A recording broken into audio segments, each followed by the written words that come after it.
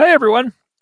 Today is the kind of product demo that I really love doing. Yeah, this is something that is really near and dear to me because it's a tool set that allows teachers to save themselves ultimately time, but more importantly, is able to allow a high quality experience for all of these students sitting in their classrooms. Um, the kind of reason that I started developing these types of tools is because I started realizing that in my classrooms of 35, 36, 38 kids, I was able to dive into issues with a handful, maybe a dozen. And then I had my really big high flyers that were going to score really well no matter what. And then I had a swath of kids in the middle that were going to do well. Um, but probably given a little bit more in-depth, like, feedback and individual attention, I probably could have pushed a little bit higher. And so what I tried to find was, how can I develop tools that will allow me to provide really high quality feedback to my students very quickly? So I'm not bringing home a stack of 500 essays to grade every weekend, um, and allow that kind of high quality experience to reach all of my kids and not just a handful. And so this is when I started going down this type of road of integrating language model tools into my classroom, and it's been super successful. I've tested it out with a handful of my other teachers, and then we kind of grew from there. And so I'm really proud of what we put together, and I want to give you guys kind of a quick demo. So this assignment is a onboarding discussion post on the Alien and Sedition Acts. For those of you that are not history people, this is very early on in the American experience. John Adams passed a or signed a series of laws into effect where basically he made it very difficult for immigrants to come into the country. He also made it possible to deport, dissenters, and there's a whole myriad of reasons for this.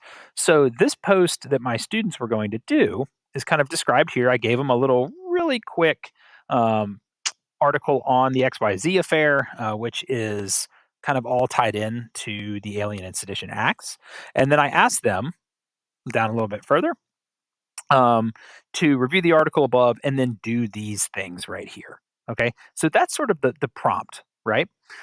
What I noticed was that this was really good for my students whom I was able to dive in kind of to the details and the nitty gritty with, and that we were able to make connections and we were able to kind of draw the time periods together. The hard part is I couldn't do that with every student, kind of like I said before. And so what I built in this particular gem, and you'll notice here this is an enterprise level license, so it's all closed. The data doesn't go anywhere other than right in this little bubble. So what I did, and I'll show you kind of the nuts and bolts here on a broad level of how the gem works. And then I'll show you kind of some sample responses. I actually had for this particular example, I fed ChatGPT this assignment description that you're looking at right now, and I said, okay, ChatGPT, I am looking to test the validity of an instruction set that was built for a project. Please generate five sample student responses ranging from really, really good to very, very poor um, so that I can test how the product will do. And it did. It generated me five really good ones that I'm now going to feed back into this project, which I think is a good approach for it because generating the responses with a different language model and then feeding them into another one will kind of isolate the lock from the key a little bit. So, how the gym is built is if you look here at these instructions for it, so these are what's called a markdown format. Without getting into the nitty gritty, this is basically a way that the gym can more accurately and completely know what it's supposed to do. You see the knowledge files here. Rubric should only be in there once, but you get the idea. The rubric is in here, and so the instructions are able to reference that rubric as well as the assignment description when it goes in to evaluate the student submissions that you feed it. The gem that you're looking at is designed to basically evaluate a student's initial response and then their reply to one of their peers. Because if you look over here, the last thing they were supposed to do is select one of their peers' posts that had the opposite position from them, and then get this, rebut that position in a very polite way, respectful way, right? But the idea here is that you're trying to convince your classmates of the wisdom of your position that you took. That's the whole idea. And so the way the gym was set up is first you would take the student's original post. So I'm going to go over to my other handy dandy window and I'm going to grab one of those sample responses. Bum, bum, bum, bum. Let's pick one that was maybe really good to start.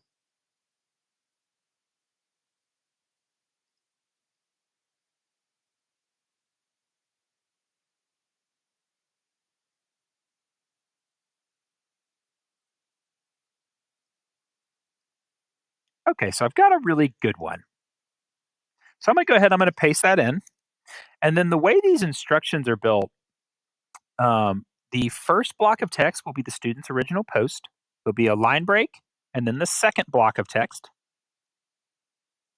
This will be the student's response that the original poster is responding to. So call it student two.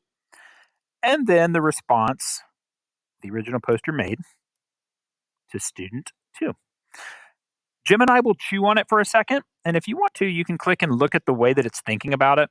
So the first thing it's doing, it's assessing the original student's post, scoring that original post, reviewing the response. So how did that student respond?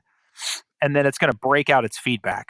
So for this one, again, this was designed to be the really accurate student. So it's going to take the rubric criteria and it's going to give feedback on each of those rubric criteria. Okay. So that was a really good one. And then a kind of a general statement at the end. But now I want to show you maybe one that's in the middle, right? So I'll go ahead and copy an original post in there. I am then going to take another classmate's post after the line break and go ahead and put it right in there as well. And then I'm going to get the original student's response, put it under there, right? And so this one was designed to be that kind of medium quality, right? And so we could expect that there'll be some markdowns from the LLM in the actual output that it generates. So again, you can see all the thinking here, and then you can see the student did in fact identify the original position, which they did, right? That student said the Alien and Sedition Acts were passed to help the government stay strong. Well, they identified those two acts, right? Which does give credit. Okay. However, they didn't really respond to what is the purpose of the acts, right? They mentioned them, but to get full points, they need to dig into the Federalist perspectives a little bit more. Okay. And then it goes on down the line. So you can see this gym is capable of generating some really good feedback to students. Um, Whereas if I was going through and having to read not just everyone's post, but also their peers post and then their response to their peers post and evaluate all those things, that would take hours and hours and hours. I wouldn't be able to do it. But using tools like this, you can really streamline that process. And so my hope is that by giving teachers time back in their day, they're able to dig in more with their students. They're able to really accelerate the learning process and deepen the learning process by using tools that are custom built for them. So I hope this helps. I hope you guys have questions. I hope you'd like to see more. Please reach out to us. We would love to get in touch. And hopefully, we'll see you soon. Thanks, everybody.